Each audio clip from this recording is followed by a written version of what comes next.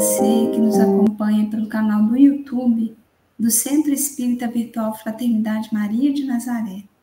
Seja muito bem-vinda, seja muito bem-vindo. Nós te convidamos a fazer conosco a prece para iniciarmos os estudos desta tarde.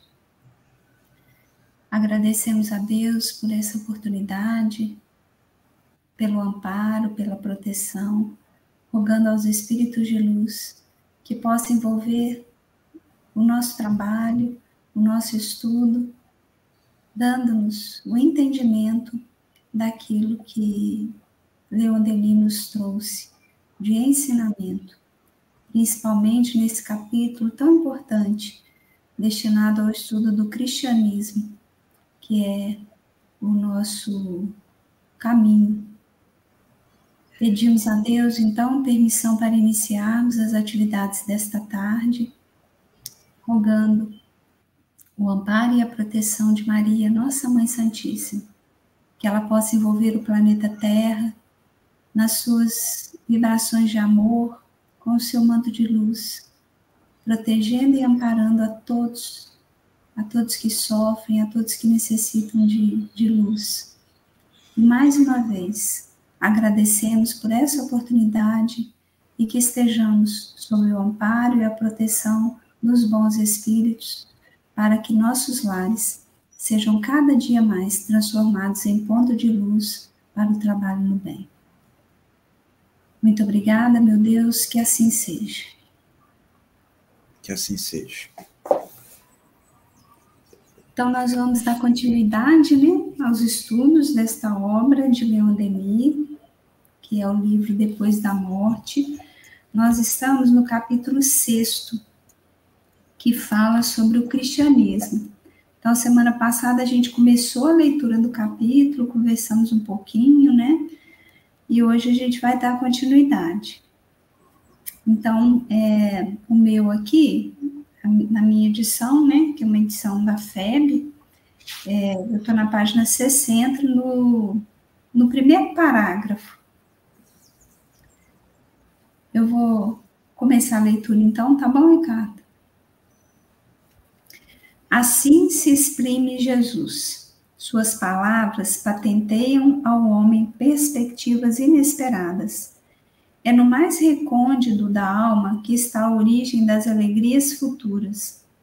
O reino dos céus está dentro de vós, e cada um consegue realizá-lo pela subjugação dos sentidos, pelo perdão das injúrias e pelo amor ao próximo.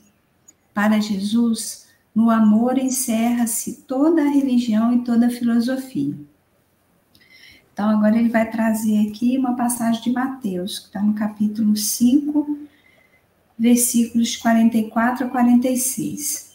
Amai vossos inimigos, fazei bem àqueles que vos perseguem e caluniam, a fim de que sejais filhos do vosso Pai que está nos céus, que faz com que o sol tanto se levante para os bons como para os maus, que faz chover sobre os justos e injustos, porque, se só amardes aqueles que vos amam, que recompensa tereis vós?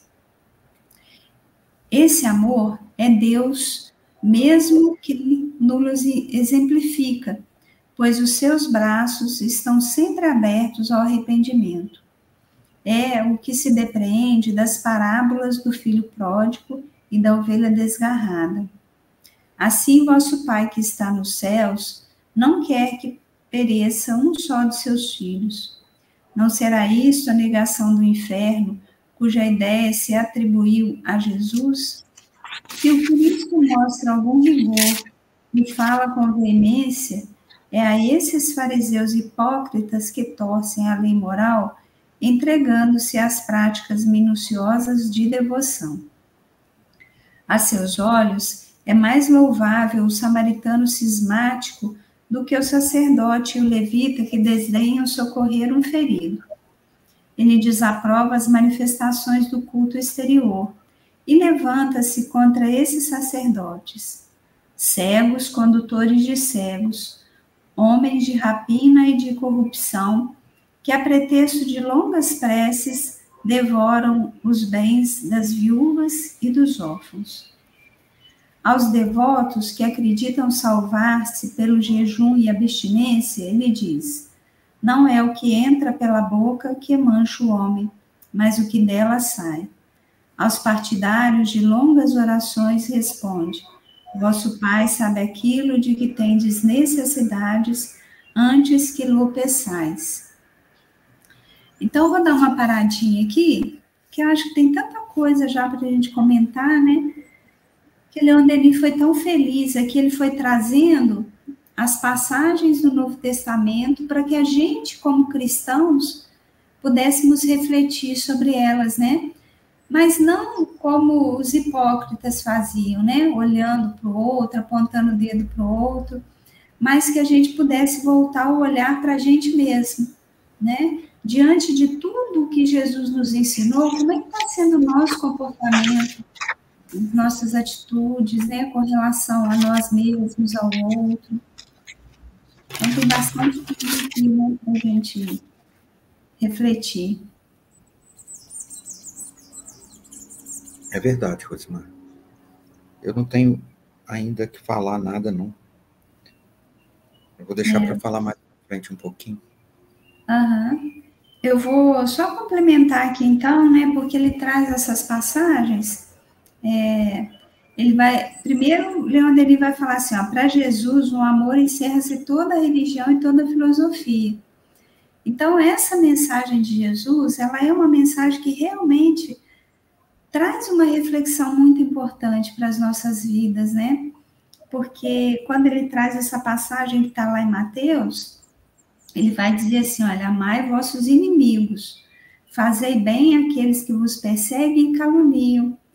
Então, a gente sempre dá um jeitinho de ajustar isso à nossa realidade, né? Quantas vezes eu posso ter dito assim, não, mas como que eu vou perdoar aquele que me calunia, que me persegue, né? Eu não tenho sangue de barata, né? A gente usa até esses ditados populares aí para dizer, não posso levar desaforo para casa. Mas é o que Jesus está falando, né? Para a gente não se apegar só àquilo ou àquelas pessoas que fazem exatamente o que a gente quer do jeito que a gente quer. Porque aí é muito fácil. E a gente não evolui quando isso acontece, né? A coisa mais fácil que tem é quando a gente acha um amigo e esse amigo pensa como a gente, né? Tem os mesmos propósitos, os mesmos ideais. Nossa, que maravilha!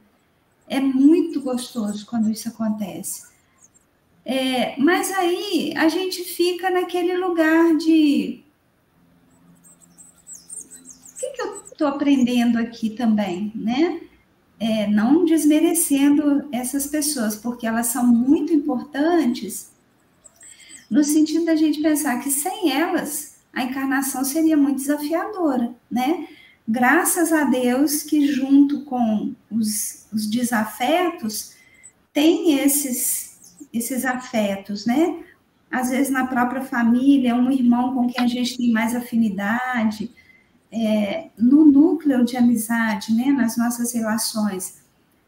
É importantíssimo essas pessoas que se disponibilizam para estarem com a gente numa encarnação, para ajudarem a gente a manter um pouco, né, da nossa sanidade mental até, trazendo sempre uma palavra de conforto, né? Às vezes, naqueles momentos mais difíceis, aquelas pessoas falam, não, mas você está certo, realmente, fulano ultrapassou os limites, que coisa boa, né? A gente ter esse conforto.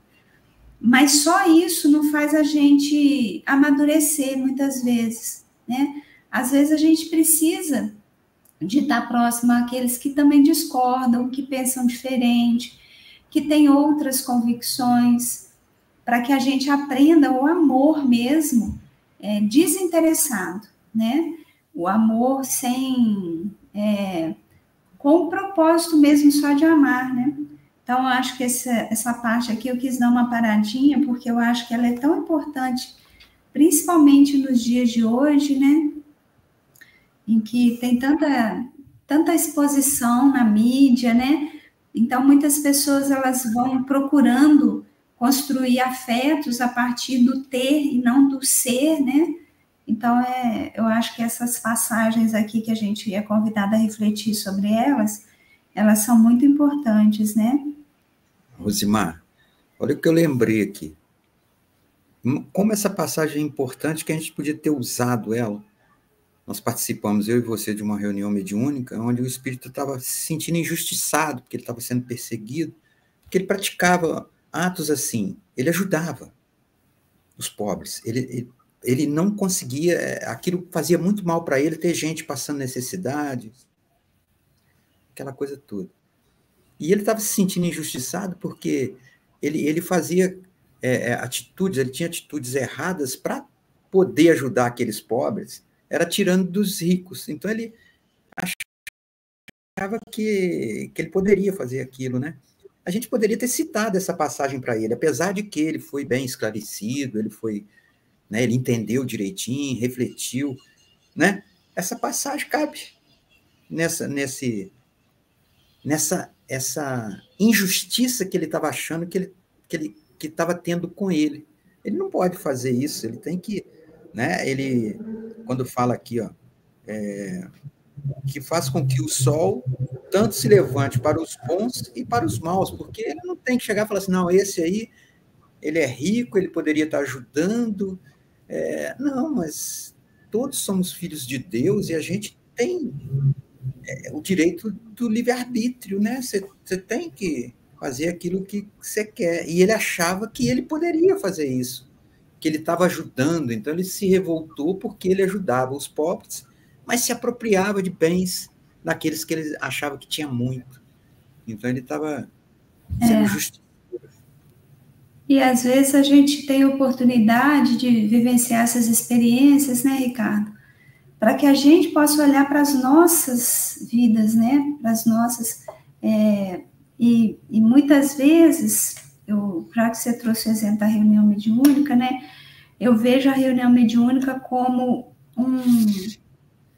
uma possibilidade, não da gente ajudar aqueles espíritos que passam por ali, mas o quanto que a espiritualidade maior, ela é tão amorosa com a gente que ela traz, às vezes, espíritos para mostrar para a gente na prática, olha, se continuar desse jeito, olha o resultado que isso gera, né? Então, olha o amor de Deus, né? É isso que ele fala aqui, né? O amor de Deus, ele é incondicional, ele é para todos. Por quê? Porque ele pega justamente todas essas possibilidades, então ele vai ver onde que a Rosimar vai poder aprender, né? E aí ele coloca ali um aprendizado, uma fala, um lamento, mas não para que eu possa olhar para aquele sofrimento ali, mas para que eu possa olhar para a minha própria vida, né? Para a minha forma de conduzir, né? As minhas próprias questões. Eu acho que é importante a gente lembrar disso, né? E aí, cada hora aqui, por isso que eu quis dar uma paradinha, porque Leon Denis, em cada parágrafo, ele traz uma mensagem importante, né? Então, assim, ele traz a parábola da ovelha perdida, né? Quem é que... Jesus falava numa linguagem apropriada para aquela época, né? Então, ele estava falando ali para pastores, né, de ovelhas, para pescadores, então, por isso que ele usava essas simbologias, né? Então, ele fala, todo mundo acusando ele, nossa, mas você está indo comer com pecadores, e então, que pessoa é você, né? Como é que você se diz o enviado do nosso Pai? E aí ele fala, mas qual de vocês que ia ver 99 ovelhas arrumadinhas, bonitinhas, obedientes, e uma que rebelde, que fugisse, vocês não iam deixar as 99 ali, iam atrás dessa uma, né?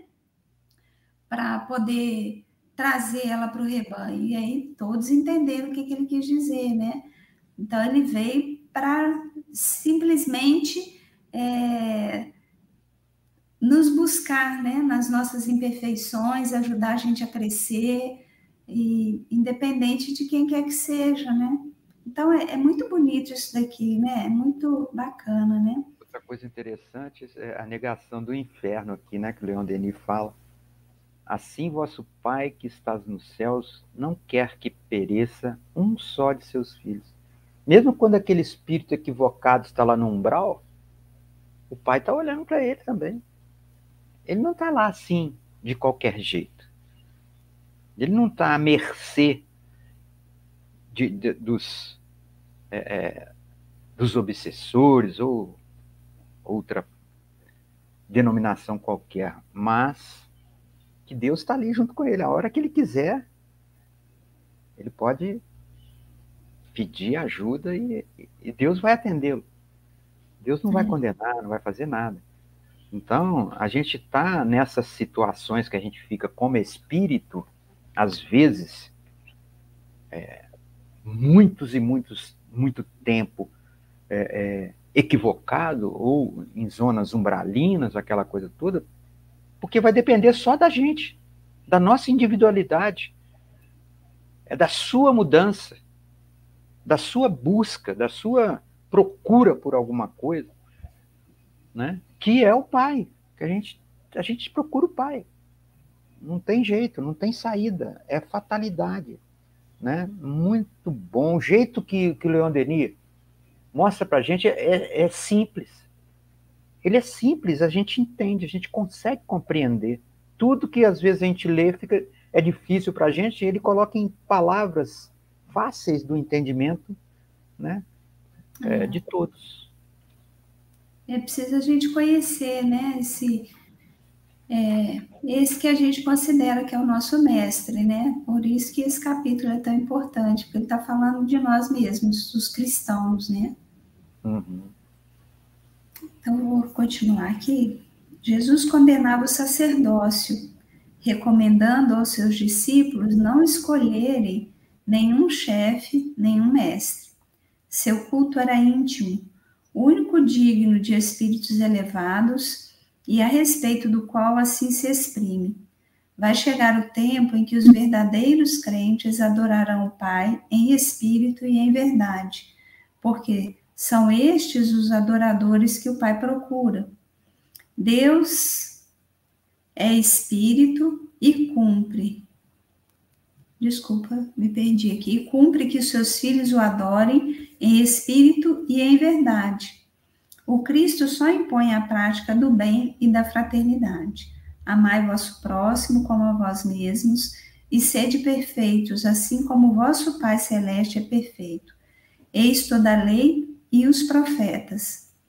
Em sua simplicidade eloquente, este preceito revela o fim mais elevado da iniciação, a pesquisa da perfeição, que é, ao mesmo tempo, a do conhecimento e da felicidade. Ao lado desses ensinos que se dirigem aos simples, Jesus também deixou outros, onde a doutrina oculta dos espíritos é reproduzida em traços de luz.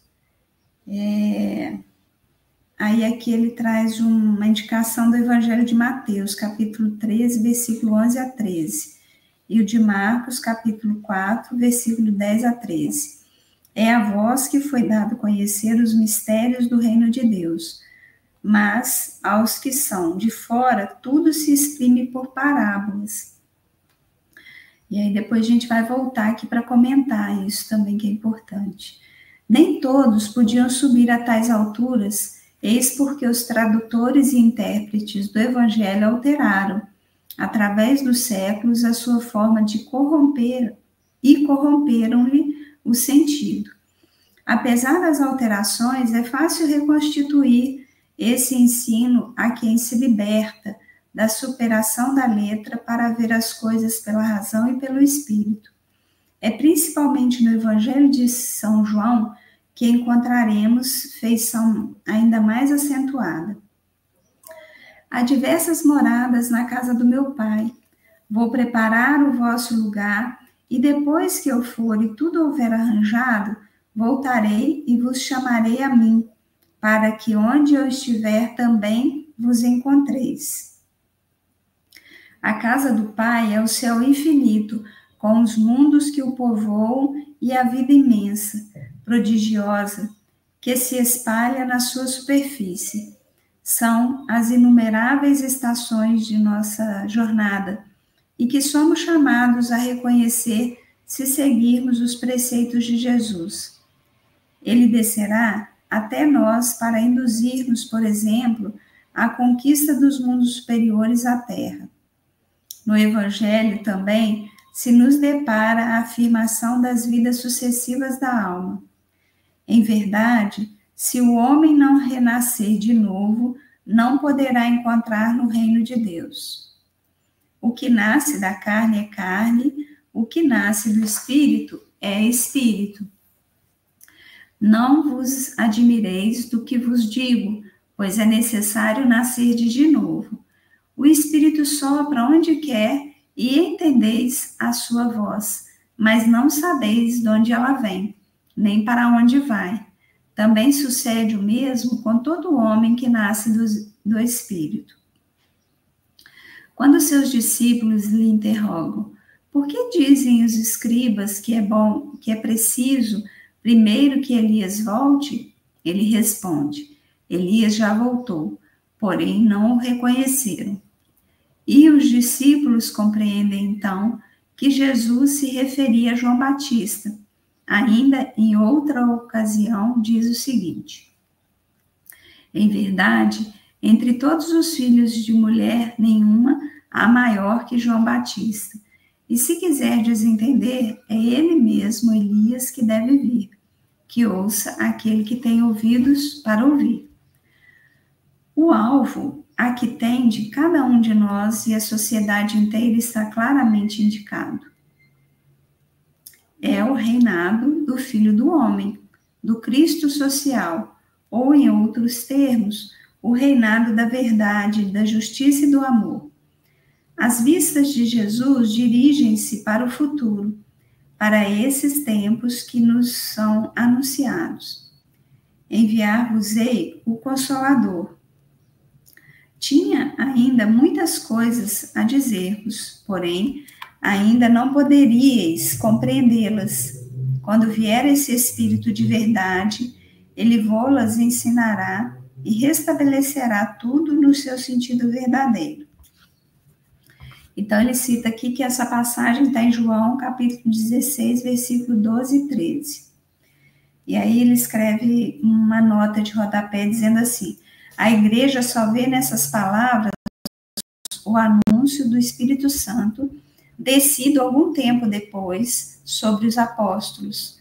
Mas se a humanidade, porque é ela que se dirige a esta profecia, não era então capaz de compreender a verdade, como poderia ser em poucos meses mais tarde?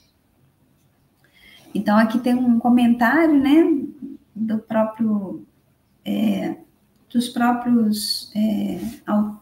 autor, melhor dizendo, para dizer, né, que essa crença de que depois viria o Espírito Santo, né, que ele está se referindo aqui aquela festa de Pentecostes, né? Ele vai dizer, em tão pouco tempo, a humanidade não evoluiu a ponto de compreender aquilo que ela não compreendia alguns meses antes. Então, não condiz com o que o que seria, então, esse Consolador, né? Algumas vezes, o Cristo resumia as verdades eternas em imagens grandiosas, em traços brilhantes. Nem sempre os apóstolos o compreendiam, mas ele deixava aos séculos e aos acontecimentos o cuidado de fazer frutificar esses princípios na consciência da humanidade, como a chuva e o sol fazem germinar a semente confiada à terra.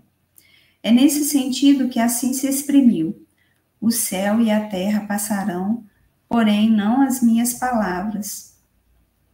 Jesus dirigia-se, pois, simultaneamente ao espírito e ao coração. Aqueles que não tivessem podido compreender Pitágoras e Platão Sentiam suas almas comoverem-se aos eloquentes apenas do Nazareno. É por aí que a doutrina cristã domina todas as outras. Para atingir a sabedoria, era preciso, nos santuários do Egito e da Grécia, franquear os degraus de uma longa e penosa iniciação, ao passo que, pela caridade, todos podiam tornar-se bons cristãos e irmãos de Jesus. Então, vou dar mais uma paradinha aqui, só para a gente refletir mais um pouquinho, né? Então, essa parte aqui anterior, né, que eu falei que valeria a pena a gente conversar um pouquinho, né?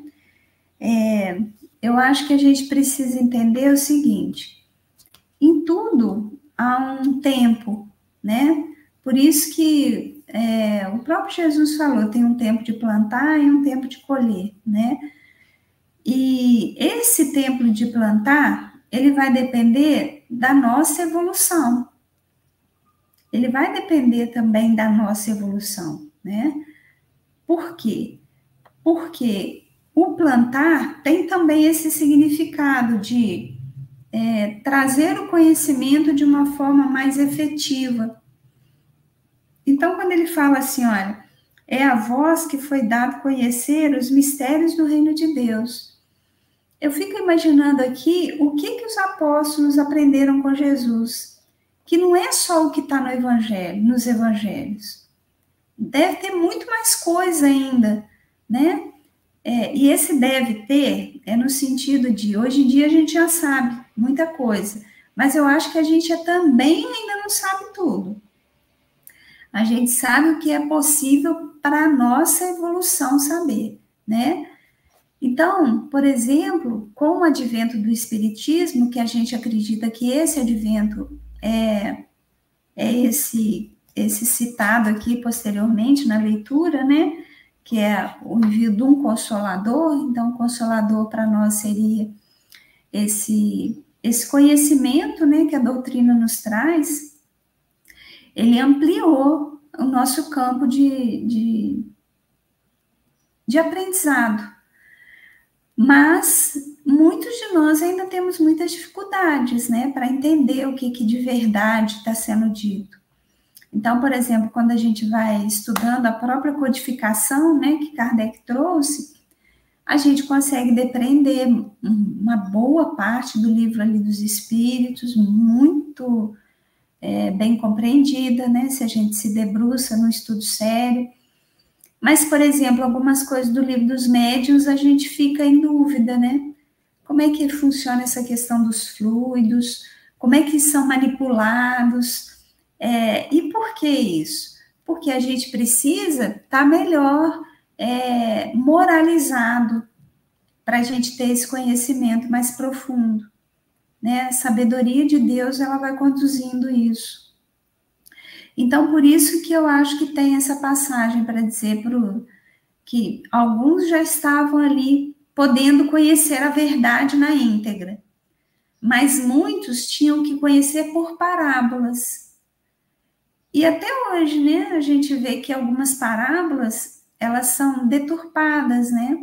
Elas são alteradas para caberem numa verdade ali, né, humana. Então, assim, é complexo esse tema, né? É bem complexo. Verdade, Rosimar. E quando fala, né, que às vezes Jesus falava coisas que nem os discípulos compreendiam, ele passava e falava, não, isso aí vai ficar plantado, vai ficar para a eternidade. Uma hora eles vão compreender, vão ter a possibilidade de compreender, igual você falou, a questão da evolução. Porque, mesmo aqui, o Leon Denis fala de Pitágoras e Platão, né, que é aquilo que eles não conseguiram compreender naquela época, Jesus deixou mais claro, mas já veio com outros ensinamentos, né? Outros ensinamentos, não. Trazendo o amor, exemplificando, mas não tinha iniciados. Ele tinha os 12 apóstolos ali que ajudavam ele na pregação do evangelho, Então, isso é muito interessante porque Platão, Pitágoras, Moisés, né? Moisés recebeu como médium do Cristo, vamos dizer assim, porque o Cristo que estava no comando do planeta, na elaboração, Moisés veio e fez os 10 mandamentos, recebeu, né? Para mostrar os 10 mandamentos, para seguir, né? Aí depois Jesus veio e falou que transformou aqueles 10 em 2, né? Então, esses ensinamentos, eles são plantados e são colhidos mais além. Então, Deus é tão bom, Jesus é perfeito também, ele faz dessa forma. Aí vem o Leon Denis e explica mais para a gente ainda, ao entendimento desses ensinamentos, desses exemplos que vêm de há muito tempo. É muito interessante isso, né? E eu acho assim, né? A gente precisa entender que tudo tem um fluxo, né? Tudo segue esse percurso, né? E nada acontece sem a permissão de Deus, sabe? Eu acho que é tão importante a gente entender isso, porque a gente fica numa luta aqui na Terra, né? Por que a medicina avançou tanto em tantos aspectos e algumas coisas o próprio homem atrapalha, fica preso a conceitos, às vezes, né? Preconceitos, e enfim. Porque a gente precisa entender que tudo tem um para quê, né? E esse para quê, ele vem dessa essência divina. Ele vem de Deus permitir que determinadas coisas aconteçam para o bem ou para o mal, né? Não que Deus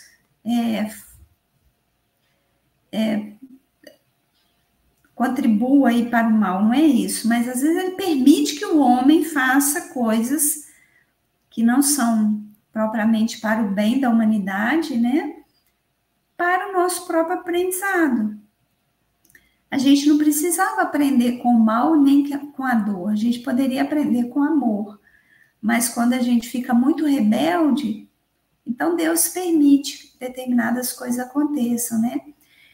Então, primeiro teve a necessidade de restringir, né? Então, tinha esses iniciados que se preparavam, compreendiam, praticavam aquilo na sua essência, passavam para frente. E aí depois veio Jesus e democratizou, né? Ele trouxe tudo para todo mundo que quisesse. E aí acaba que nós, né, seres humanos aqui, imperfeitos, a gente acaba perdendo contato com a essência, né? Essa essência que era mantida aí por aqueles iniciados que a gente foi vendo nos capítulos anteriores, né? E aí a gente começa a se descuidar do conhecimento, da busca pela verdade, né? E a gente começa a deturpar igual ele está dizendo aqui, né? Ele vai dizendo, olha, aqueles cultos, aqueles rituais, foi meio para mascarar, né? Para mascarar algumas coisas que estavam ali sendo deturpadas, né? Então, acho que é tão importante a gente aprender, né? A lição, a grande lição, que é a vinda de Jesus foi para consolidar todos esses ensinamentos. Então, tudo foi preciso seguir esse fluxo, esse percurso, para que pudesse, na chegada de Jesus, a gente ter esse fechamento, vamos dizer assim, esse coroamento do que era essa verdade, essa grande verdade, que era o amor, né? O amor de Deus por todos nós, o amor que a gente deveria desenvolver em nós mesmos, e a partir disso a gente conseguir transformar o nosso planeta, as nossas existências, né, para o bem, e avançarmos no sentido da evolução mesmo, né. Então, é bonito isso, né? Quando a gente vai ver que o cristianismo faz esse movimento de interligar aquilo tudo que vinha sendo trazido, né?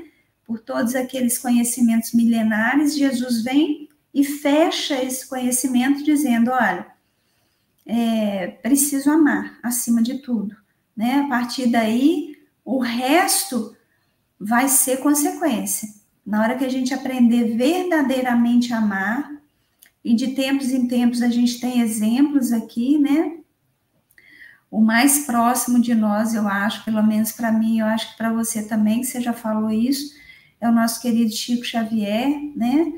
Que foi o contemporâneo aqui, que a gente conseguiu ver na essência, né? Esse amor incondicional, né? Que vale a pena até assistir o último documentário que foi feito sobre a vida dele, né? Para dizer o quanto que esse homem se doou em amor ao outro, né? Ao seu semelhante. Então, vou continuar a leitura aqui, tá bom? Mas com o tempo, as verdades transcendentais se velaram. Aqueles que as possuíam foram suplantados pelos que acreditavam saber, e o dogma material substituiu a pura doutrina. Dilatando-se o cristianismo, perdeu em valor o que ganhava em extensão.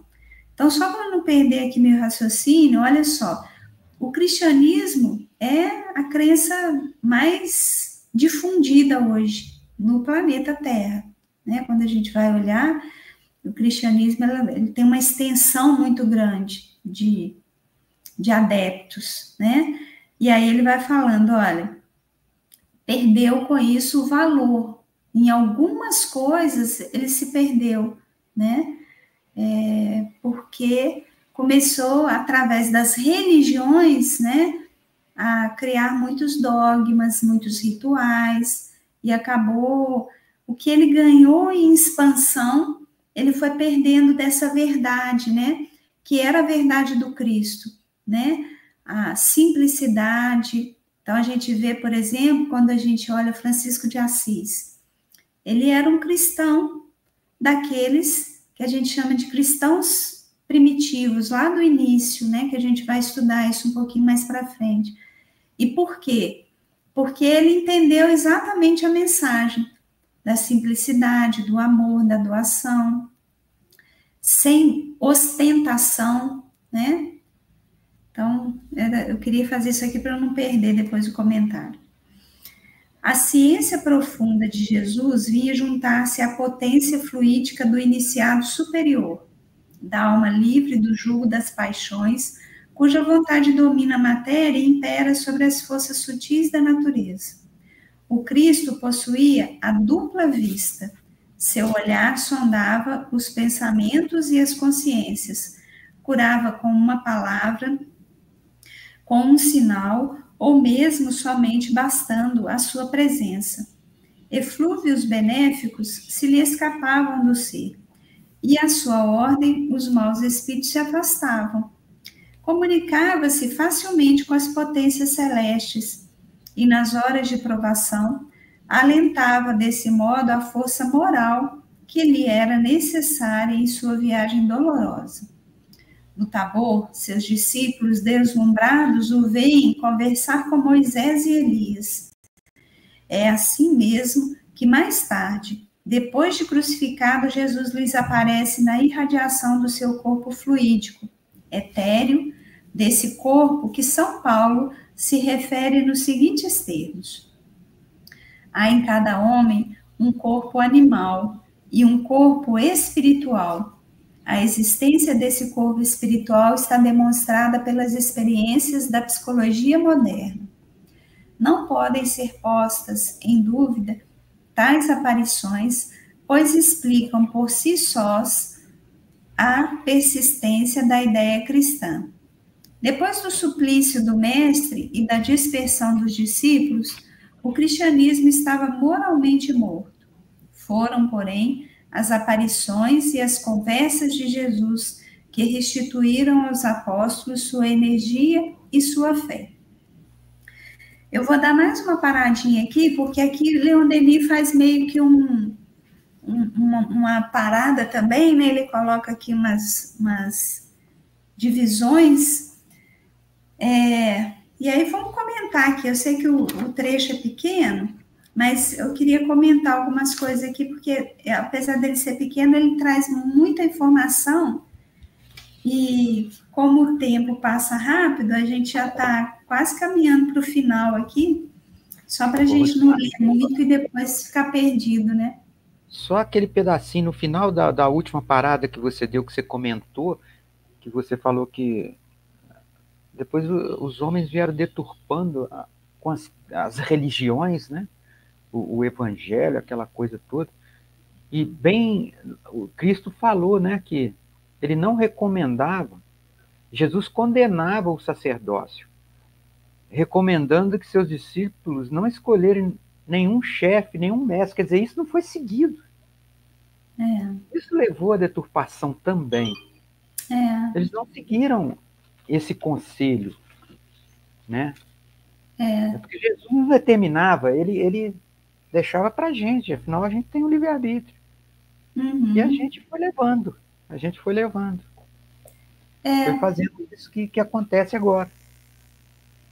É por isso que no início, né, quando a gente começou a fazer o estudo, na semana passada, eu falo assim que esse para mim é um dos capítulos mais importantes. Não é que os outros não sejam, porque os outros trazem a compreensão de como é que a gente chegou aqui, né? Então eles são importantes também. Mas para nós que somos cristãos, se a gente não conhece as orientações do nosso mestre, como é que a gente vai agir? A gente vai agir a partir da cabeça de outro homem. E é uma coisa interessante, né? Eu vou voltar um pouquinho aqui, porque o Leon Denis, ele traz uma passagem tão importante. Naquela leitura que a gente fez anterior, ele fala assim, olha, ele desaprova as manifestações de culto exterior e levanta-se contra esses sacerdotes. Ele vai falar assim, ó, cegos, condutores de cegos, homens de rapina e de corrupção que, a pretexto de longas preces, devoram os bens das viúvas e dos órfãos. Quando eu li isso daqui, eu sei que a gente fica muito chocado, né? Porque são palavras duras. Mas, ao mesmo tempo, são orientações para que a gente possa buscar o conhecimento do que é que Jesus trouxe para a gente de ensinamento. O convite o tempo todo é para que a gente se fortaleça, para que a gente evolua, para que a gente amadureça, para que a gente cresça. Não que a gente viva numa individualidade de forma isolada do mundo e não confie em ninguém, não é isso. A gente pode fazer grupos para juntos compreendermos esses ensinamentos. E é até bom que isso aconteça. Mas o que o tempo todo a mensagem traz para a gente? Olha, não coloca a confiança num outro homem como você, falível, né? Corruptível, viciado em algumas questões morais ainda, porque vai dar ruim lá no final, né? Não vai ser a mensagem do Cristo trazida de forma límpida, né? Tanto que Leon Denis traz para a gente aqui, olha, até as traduções foram alteradas. Então, a gente precisa tomar cuidado até com o que a gente lê. Tem que pegar uma fonte segura, tem que pegar um autor sério, que não tenha vaidade ali envolvida. Né? Quando a gente foi vendo aqueles, os antigos, né? Os clássicos antigos ali, da Grécia, do Egito, a gente via que depois eles mesmos confessavam, né? Alguns biógrafos falavam, Não, a gente foi induzido a mentir naquela citação tal, né? A gente foi levado a escrever o que o fulano queria, porque senão a gente ia ser morto, a gente ia ser condenado. Então, até nisso a gente precisa ter cautela. Não é que a gente não deva ler, mas a gente deve ler com cautela, não entendendo que aquilo que o fulano escreveu é uma verdade absoluta. Tem muito do personalismo de cada um nas próprias obras, né? Ninguém conseguiu traduzir a mensagem límpida de Jesus, ninguém, porque somos homens falíveis. Então tem uma pontinha ali, né? Quando a gente vai vendo os evangelhos, e mais à frente eu vou trazer para vocês, que eu acho que é importante, como é que a história estuda os evangelhos. É muito bacana quando a gente vai vendo isso. Porque a história que eu digo, a ciência, né? A história com um H maiúsculo, ela se debruçou sobre esses estudos e ela vai entendendo, né? Quais são os critérios que a gente vai usar para dizer que o Evangelho de Marcos está certo, que não teve nenhuma deturpação ali. Então, eles têm os pontos fundamentais com os quais eles se baseiam. Quer dizer que eles estão 100% certos? Não, não quer dizer isso. Quer dizer que eles têm critérios que podem nos nortear nos nossos estudos do próprio Evangelho. Então, se a gente pega, por exemplo, um historiador sério, que está disposto a deixar o personalismo dele de lado, a vaidade, também a gente vai encontrar algum caminho que possa ser um pouco mais seguro para a gente, né?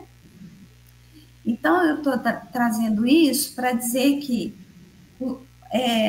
através de tudo que a gente tem que é escrito, a gente vai tendo que construir também a nossa própria concepção, porque senão vão ser cegos guiando cegos, né?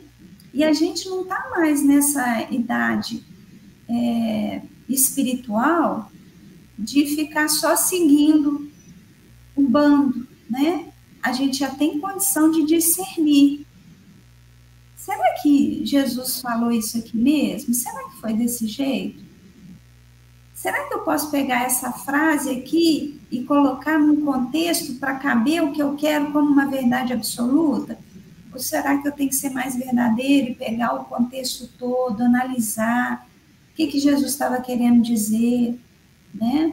Naquele contexto, aí trazer para os dias de hoje, atualizando algumas coisas, mas sem deturpar. Então, acho que é importante a gente pensar nisso, né? Perfeito, Rosimar. Eu queria só falar aqui, naquele livro A Caminho da Luz, do Emmanuel, quando ele fala aqui um pouco do Moisés, para a gente só falar isso aqui, a gente fecha e a gente continua no próximo estudo, né? Que aí a gente já deu uma parada. Eu quero só trazer, eu acabei falando demais aqui, eu não falei o que eu queria falar mesmo, que é explicação de 2 itens aqui, mas pode falar aí, pode que falar. Aí depois eu falo. Não, aí na hora, no final eu falo aqui o que encerra, tá o Emmanuel falou do Moisés. Então tá, eu queria trazer só 2 coisas. Uma, porque ele fala da dupla vista, né? Ele fala Jesus tinha dupla vista, né? Então, o que é essa dupla vista, né? A gente estuda isso muito na doutrina espírita, né? Então, essa terminologia dupla vista, ela está descrita lá no Livro dos Espíritos, no capítulo Emancipação da Alma, né? E é a capacidade de ver com os olhos da alma, né? Estando aí acordado, desperto, né? Não é um sonho, né? Jesus tinha isso para ele era tranquilo, né? Ele era muito mais espiritual do que ele veio aqui só para trazer uma mensagem para a gente. Ele não tinha compromissos nenhum aqui com a Terra, kármicos, né? Então, essa questão da dupla vista era muito tranquila, né? Jesus tinha essa capacidade de ver com os olhos da alma. Ele via enquanto espírito, né? Por isso que ele fala aqui, né? O Cristo possuía a dupla vista. Ou seja, isso para ele era fichinha, né? Ele via as coisas espirituais que aconteciam ali. Por isso que ele conseguia curar, porque ele via a doença, mas ele não via só aquela doença, aquele corpo doente, ele via aquele espírito. Por que ele estava adoecido? Qual era o compromisso dele? Né? Ele via, por isso que é dupla vista. Eu queria explicar isso só por conta disso. E aí, uma outra coisa, né? É quando ele fala de Jesus aqui no... não podem ser postas em dúvida tais aparições, né? Que é quando Jesus se apresenta como Moisés, como Elias, né? Então, o que é isso? Isso é a materialização. Jesus materializou ali, né? Através dessas materializações, né? Que foram feitas. O que são materializações, para quem não é conhecedor, né, da doutrina espírita?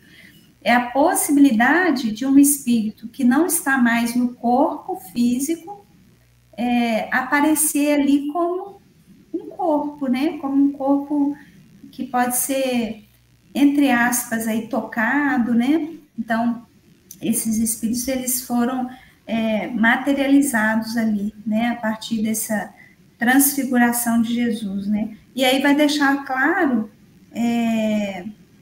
a prova da imortalidade da alma, né? Então, por que isso acontecia, né? Porque Jesus queria dizer que a morte não existe. A morte, ela acontece no corpo, né?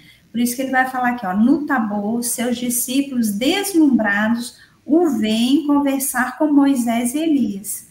Por que os discípulos veem? Porque esses espíritos estavam ali materializados, né? E eles conseguiam ver, né, isso acontecer. Então, era isso que eu queria trazer. Muito bom, muito bom.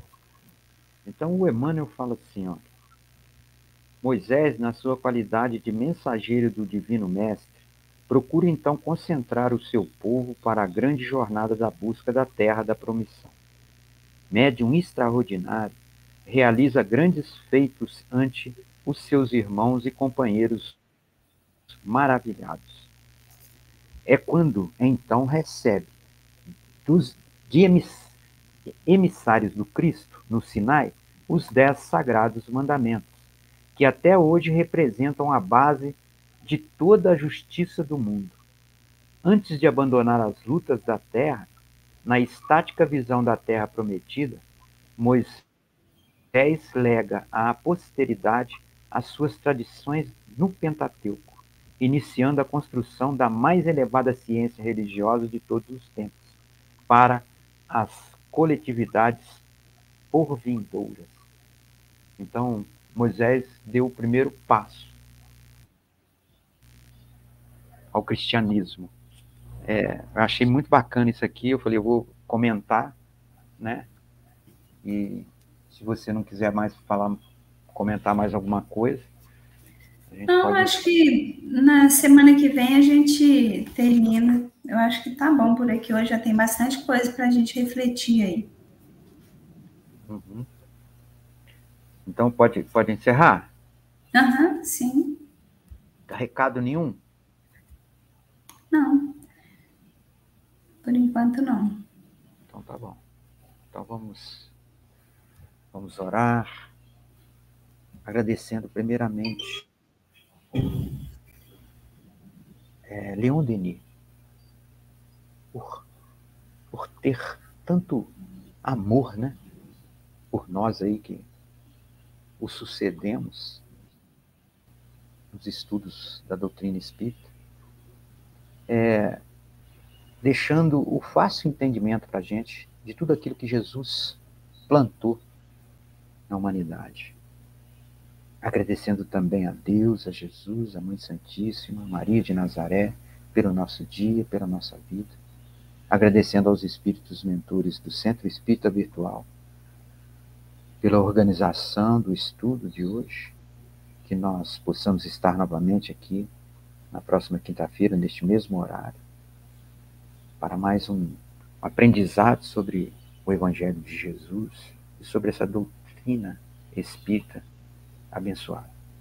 Que a Mãe Santíssima possa abençoar os nossos lares e também daqueles que irão assistir esse estudo no canal do YouTube. E sempre agradecidos por tudo. Que assim seja. Assim seja.